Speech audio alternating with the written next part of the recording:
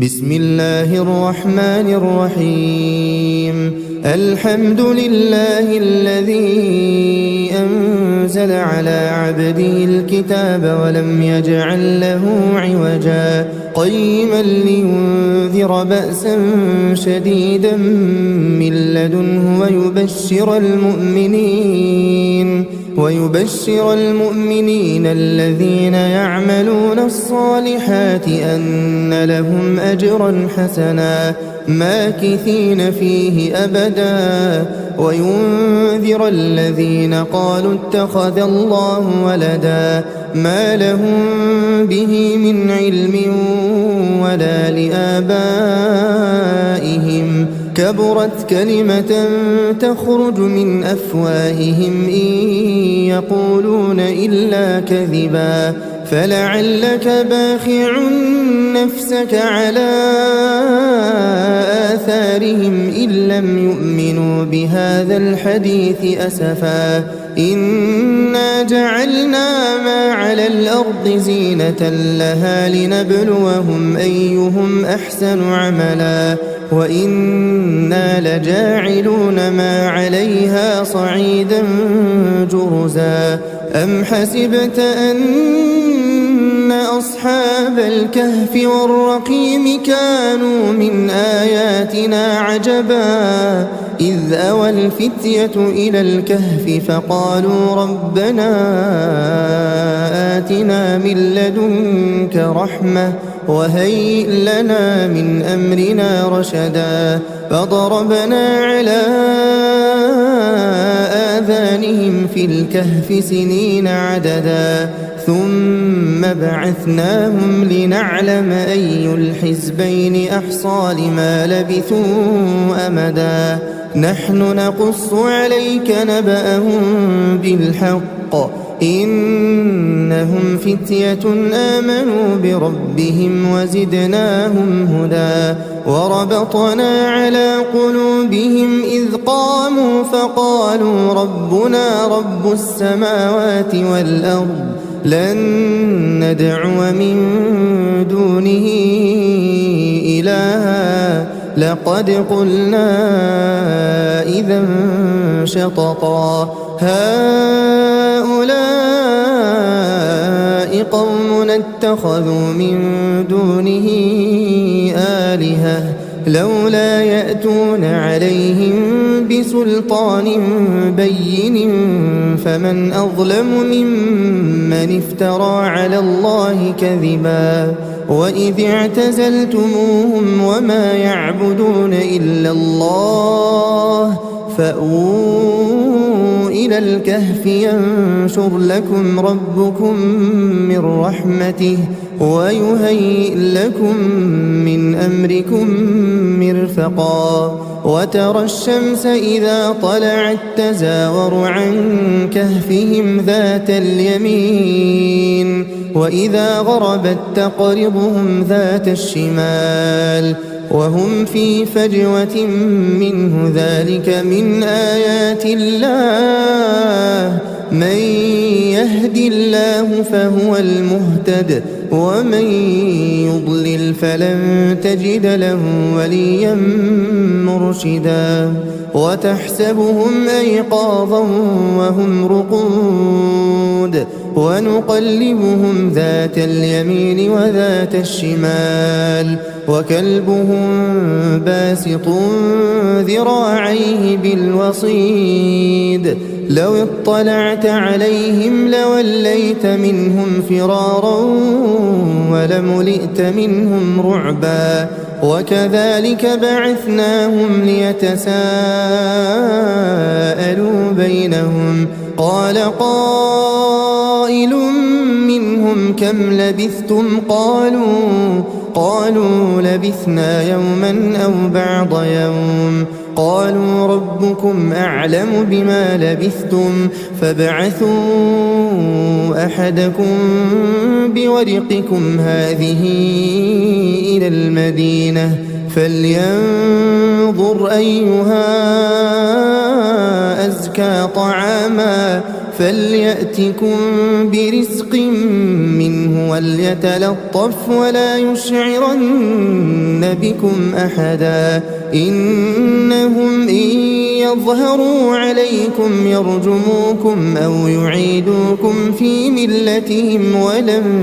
تفلحوا إذن أبدا وكذلك أعثرنا عليهم ليعلموا أن وعد الله حق وأن الساعة لا ريب فيها إذ يتنازعون بينهم أمرهم فقالوا بنوا عليهم بنيانا ربهم أعلم بهم قال الذين غلبوا على أمرهم لنتخذن عليهم مسجدا سيقولون ثلاثة رابعهم كلبهم ويقولون خمسة سادسهم كلبهم رجما بالغيب ويقولون سبعة وثامنهم كلبهم قل ربي أعلم بعدتهم ما يعلمهم إلا قليل فلا تمار فيهم إلا مراء ظاهرا ولا تستفت فيهم منهم أحدا ولا تقولن لشيء إني فاعل ذلك غدا إلا أن يشاء الله واذكر ربك إذا نسيت وقل عسى أن يهديني ربي لأقرب من هذا رشدا ولبثوا في كهفهم 300 سنين وازدادوا 9 قل الله أعلم بما لبثوا له غيب السماوات والأرض أبصر به وأسمع ما لهم من دونه من ولي ولا يشرك في حكمه أحدا واتل ما أوحي إليك من كتاب ربك لا مبدل لكلماته ولن تجد من دونه ملتحدا واصبر نفسك مع الذين يدعون ربهم بالغداة والعشي يريدون وجهه ولا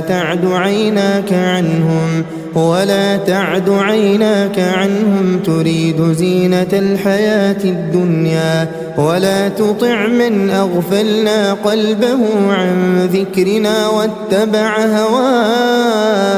واتبع هواه وكان أمره فرطا وقل الحق من ربكم فمن شاء فليؤمن ومن شاء فليكفر إنا أعتدنا للظالمين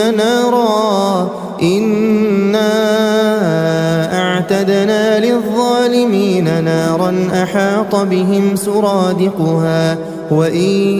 يستغيثوا يغاثوا بماء كالمهل يشوي الوجوه بئس الشراب وساءت مرتفقا إن الذين آمنوا وعملوا الصالحات إنا لا نضيع أجر من أحسن عملا أولئك لهم جنات عدن تجري من تحتهم الأنهار يحلون فيها من أساور من ذهب ويلبسون ثيابا خضرا من سندس واستبرق متكئين فيها على الأرائك نعم الثواب وحسنت مرتفقا واضرب لهم مثل الرجلين جعلنا لأحدهما جنتين من أعناب وحففناهما بنخل وجعلنا بينهما زرعا كلتا الجنتين آتت أكلها ولم تظلم منه شيئا وفجرنا خلالهما نهرا وكان له ثمر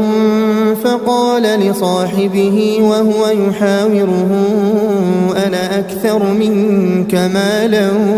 وأعز نفرا ودخل جنته وهو ظالم لنفسه قال ما أظن أن تبيد هذه أبدا وما أظن الساعة قائمة ولئن رددت إلى ربي لأجدن خيرا منها منقلبا قال له صاحبه وهو يحاوره أكفرت بالذي خلقك من تراب ثم من نطفة ثم سواك رجلا لكن هو الله ربي ولا أشرك بربي أحدا ولولا إذ دخلت جنتك قلت ما شاء الله لا قوة إلا بالله إن ترني أنا أقل منك مالا وولدا فعسى ربي أن يؤتيني خيرا من جنتك ويرسل عليها حسبانا من السماء فتصبح صعيدا زلقا أو يصبح ماؤها غورا فلن تستطيع له طلبا وأحيط بثمره فأصبح يقلب كفيه على ما أنفق فيها وهي خاوية على عروشها ويقول يا ليتني لم أشرك بربي أحدا ولم تكن له فئة ينصرونه من دون الله وما كان منتصرا هنالك الولاية لله الحق هو خير ثوابا وخير عقبا واضرب لهم مثل الحياة الدنيا كماء إن أنزلناه من السماء فاختلط به نبات الأرض فأصبح هشيما تذروه الرياح وكان الله على كل شيء مقتدرا المال والبنون زينة الحياة الدنيا والباقيات الصالحات خير عند ربك ثوابا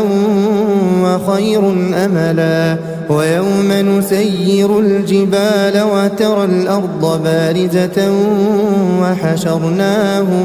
وحشرناهم فلم نغادر منهم أحدا وعرضوا على ربك صفا لقد جئتمونا كما خلقناكم أول مرة بل زعمتم أن لن نجعل لكم موعدا ووضع الكتاب فترى المجرمين مشفقين مما فيه ويقولون يا ويلتنا ما لهذا الكتاب لا يغادر صغيرة ولا كبيرة إلا أحصاها ووجدوا ما عملوا حاضرا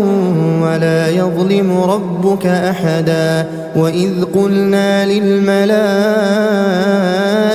اسجدوا لآدم فسجدوا إلا إبليس كان من الجن ففسق عن أمر ربه أفتتخذونه وذريته أولياء من دوني وهم لكم عدو بئس للظالمين بدلا ما أشهدتهم خلق السماوات والأرض ولا خلق أنفسهم وما كنت متخذ المضلين عضدا ويوم يقول نادوا شركائي الذين زعمتم فدعوهم فلم يستجيبوا لهم وجعلنا بينهم موبقا ورأى المجرمون النار فظنوا أنهم مواقعوها ولم يجدوا عنها مصرفا ولقد صرفنا في هذا القرآن للناس من كل مثل وكان الإنسان أكثر شيء جدلا وما منع الناس أن يؤمنوا إذ جاءهم الهدى ويستغفروا ربهم إلا أن تأتيهم سنة الأولين أو يأتيهم العذاب قبلا وما نرسل المرسلين إلا مبشرين ومنذرين ويجادل الذين كفروا بالباطل ليدحضوا به الحق واتخذوا آياتي وما أنذروا هزوا ومن أظلم ممن ذكر بآيات ربه فأعرض عنها ونسي ما قدمت يداه إنا جعلنا على قلوبهم أكنة أن يفقهوه وفي آذانهم وقرا وإن تدعهم إلى الهدى فلن يهتدوا إذا أبدا وربك الغفور ذو الرحمة لو يؤاخذهم بما كسبوا لعجل لهم العذاب بل لهم موعد لن يجدوا من دونه موئلا وتلك القرى أهلكناهم لما ظلموا وجعلنا لمهلكهم موعدا وإذ قال موسى لفتاه لا أبرح حتى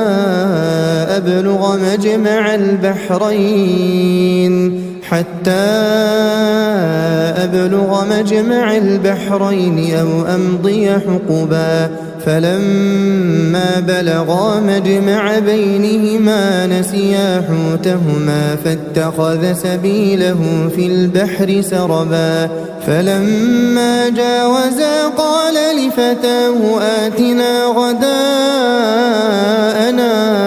لقد لقينا من سفرنا هذا نصبا قال أرأيت إذ أوينا إلى الصخرة فإني نسيت الحوت وما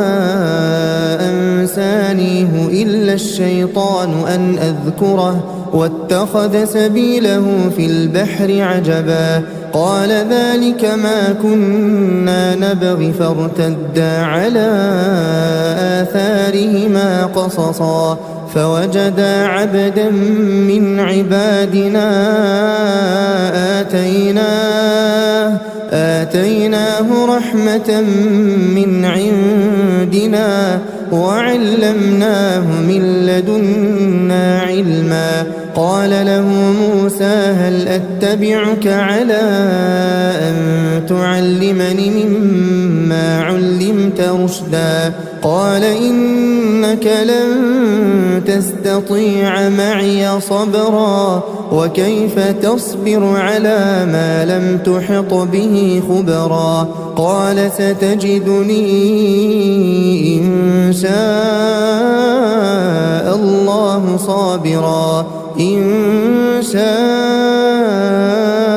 الله صابرا ولا أعصي لك لك أمرا. قال فإن اتبعتني فلا تسألني عن شيء حتى أحدث لك منه ذكرا. فانطلقا حتى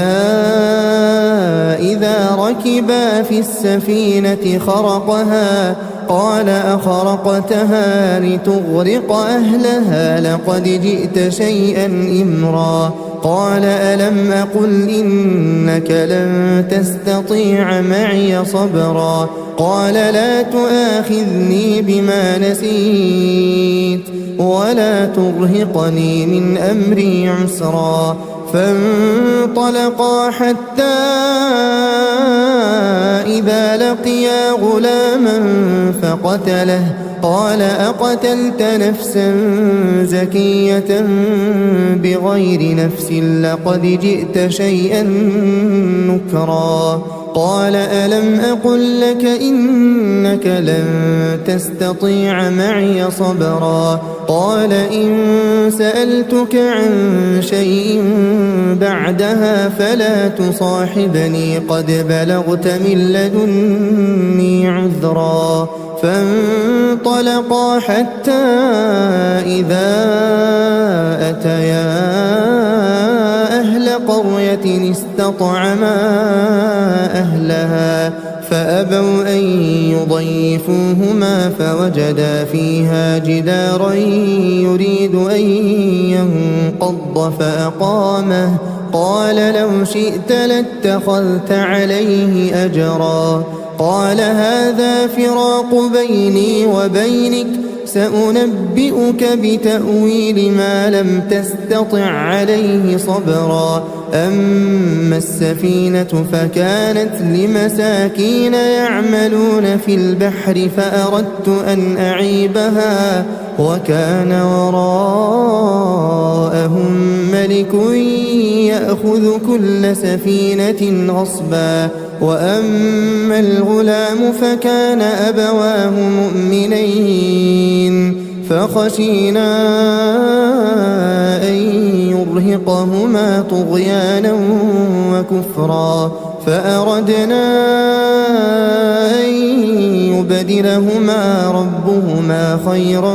منه زكاة وأقرب رحما. وأما الجدار فكان لغلامين يتيمين في المدينة وكان تحته كنز لهما وكان أبوهما صالحا. فأراد ربك أن يبلغا أشدهما ويستخرجا كنزهما رحمة من ربك وما فعلته عن أمري ذلك تأويل ما لم تسطع عليه صبرا. ويسألونك عن ذي القرنين قل سأتلو عليكم منه ذكرا. إنا مكنا له في الأرض وآتيناه من كل شيء سببا. فأتبع سببا حتى إذا بلغ مغرب الشمس وجدها تغرب في عين حمئة ووجد عندها قوما قلنا يا ذا القرنين إما أن تعذب وإما أن تتخذ فيهم حسنا. قال أما من ظلم فسوف نعذبه ثم يرد إلى ربه فيعذبه عذابا نكرا. وأما من آمن وعمل صالحا فله جزاء الحسنى وسنقول له من أمرنا يسرا. ثم أتبع سببا حتى إذا بلغ مطلع الشمس وجدها تطلع على قوم لم نجعل لهم من دونها سترا. كذلك وقد أحطنا بما لديه خبرا. ثم أتبع سببا حتى إذا بلغ بين السدين وجد من دونهما قوما لا يكادون يفقهون قولا قالوا يا ذا القرنين إن يأجوج ومأجوج مفسدون في الأرض فهل نجعل لك خرجا على أن تجعل بيننا وبينهم سدا قال ما مكني فيه ربي خير فأعينوني بقوة أجعل بينكم وبينهم ردما آتوني زبر الحديد حتى إذا ساوى بين الصدفين قال انفخوا حتى إذا جعله نارا قال آتوني أفرغ عليه قطرا فما استطاعوا أن يظهروه وما استطاعوا له نقبا قال هذا رحمة من ربي فإذا جاء وعد ربي جعله دكاء وكان وعد ربي حقا وتركنا بعضهم يومئذ يموج في بعض ونفخ في الصور فجمعناهم جمعا وعرضنا جهنم يومئذ للكافرين عرضا الذين كانت أعينهم في غطاء عن ذكري وكانوا لا يستطيعون سمعا أفحسب الذين كفروا أن يتخذوا عبادي من دوني أولياء إنا أعتدنا جهنم للكافرين نزلا قل هل ننبئكم بالأخسرين أعمالا الذين ضل سعيهم في الحياة الدنيا وهم يحسبون أنهم يحسنون صنعا أولئك الذين كفروا بآيات ربهم ولقائه فحبطت أعمالهم فلا نقيم لهم يوم القيامة وزنا ذلك جزاؤهم جهنم بما كفروا واتخذوا آياتي ورسلي هزوا إن الذين آمنوا وعملوا الصالحات كانت لهم جنات الفردوس نزلا خالدين فيها لا يبغون عنها حولا قل لو كان البحر مدادا لكلمات ربي لنفد البحر قبل أن تنفد كلمات ربي ولو جئنا بمثله مددا قل إنما أنا بشر مثلكم يوحى إلي أنما إلهكم إله واحد فمن كان يرجو لقاء ربه فليعمل عملا